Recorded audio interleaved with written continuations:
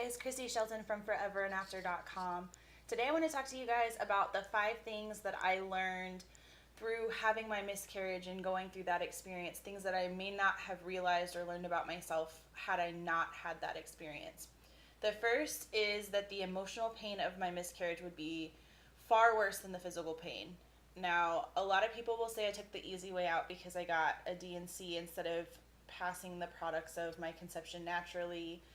I personally couldn't have handled emotionally seeing my baby in the toilet and having to collect the tissue to bring to the doctor for testing. So I guess in that respect, yes, I didn't have to physically see it myself, but there is some physical pain that comes from having the D&C itself.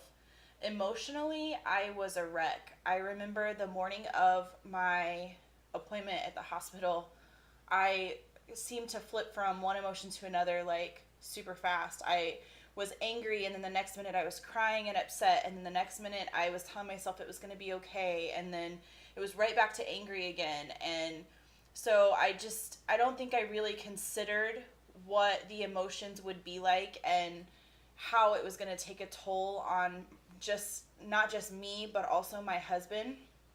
The miscarriage took a toll on my marriage.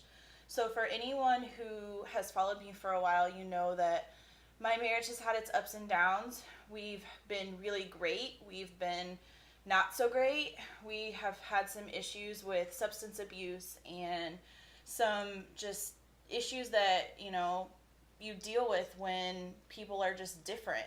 My husband went to Afghanistan and came home just a little bit different than he was when he left, and it's made things a lot harder for us.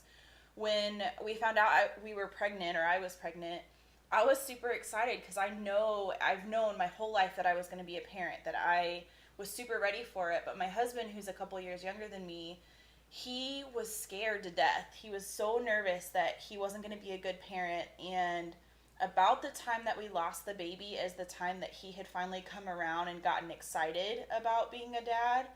And I think that was the most heartbreaking for me, was seeing him kind of go through his own like devastation and pain and not be able to express it. I'm the talker of the two of us, and he's the strong silent type. So for him it was holding everything in and making sure that he wasn't putting anything else on my plate. But losing the baby, we almost ended in divorce afterwards. It was emotional for both of us. It was something that neither of us had ever dealt with before. It stirred up emotions from other things. It caused arguments over stupid, petty stuff because we just weren't ourselves for quite a while after we had the miscarriage. The third thing that I learned about myself is the fear and anxiety that I have now about getting pregnant again. So we were able to have the baby tested, and we know that our child had trisomy 22, which is pretty much incompatible with life. So for us, it was a genetic reason that the baby couldn't survive. But we don't know the possibility that could happen again is still there. There's nothing that prevents that from happening again. We made the choice not to go get ourselves genetically tested because there's still a chance that those tests could be wrong, or it didn't give us all the information. We could still experience this again if the cells don't split properly, which is, I guess, what happened this time. It was just one of those fluke things. And for my whole life, I had just, I guess, taken pregnancy for granted. I've seen so many people go through pregnancies, and until pretty recently, I didn't really know that I knew people that had dealt with this themselves. I knew a couple people that I had seen a post here or there about, having a stillbirth or losing a child, but it wasn't people that I was really close to. And I was jaded for a long time and just thought, people just get pregnant and have kids, and that's just what happens. And I thought that would be the same for us. And then, going through this for us, it's really opened my eyes to the number of people that do lose children, the number of people that experience this. And it puts that fear in the back of your mind, like, what if I get pregnant and this happens again? And it's something I think about a lot. Like, we've had that discussion multiple times. Like, what if, something else goes wrong next time? Do we try again after that? That's something that we still kind of deal and cope with on a daily basis. And I'm sure that, as nervous as I was as a first-time mom and being pregnant the first time, I'm sure next time it's going to be 100 times worse. You know, every little pain and pinch, I'm going to think something is wrong, until at least we make it past the point that we were in the last pregnancy, and at least until we can get some genetic testing done to make sure everything's okay. The fourth thing that I learned from my miscarriage was the amazing love that has grown in me from being a mom.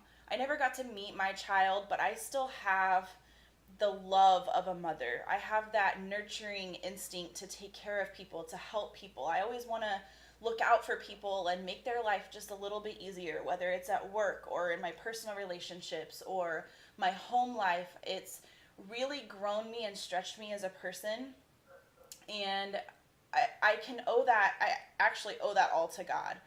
I got saved a little over a year ago, and I know completely that if I hadn't found God and my Christian faith and the Bible and everything that I've used to get through this difficult time, having a miscarriage would have killed me. It would have destroyed me in ways that I don't even want to think about, because I was in such a bad place back then that I know there's no way I could have handled this. Finally, I have learned to forgive myself. So there's a range of emotions that you go through with a miscarriage. They range from anger to guilt to fear to sadness, and you run through them multiple times. But I couldn't shake the feeling, at least not until we got the test results back, that this wasn't my fault, that I didn't do anything wrong. I always felt in the back of my mind like maybe I moved wrong, maybe I didn't sleep enough, maybe I worked too hard, because at the time I was working 2 jobs and I was lifting heavy boxes in a warehouse at Amazon the whole time I was pregnant, and I just couldn't shake that feeling like I had done something wrong. My body had failed us. I had failed us.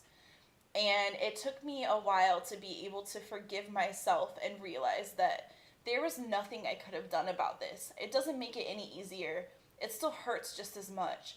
But there's no reason for me to rub salt into the wound and make it even worse on myself.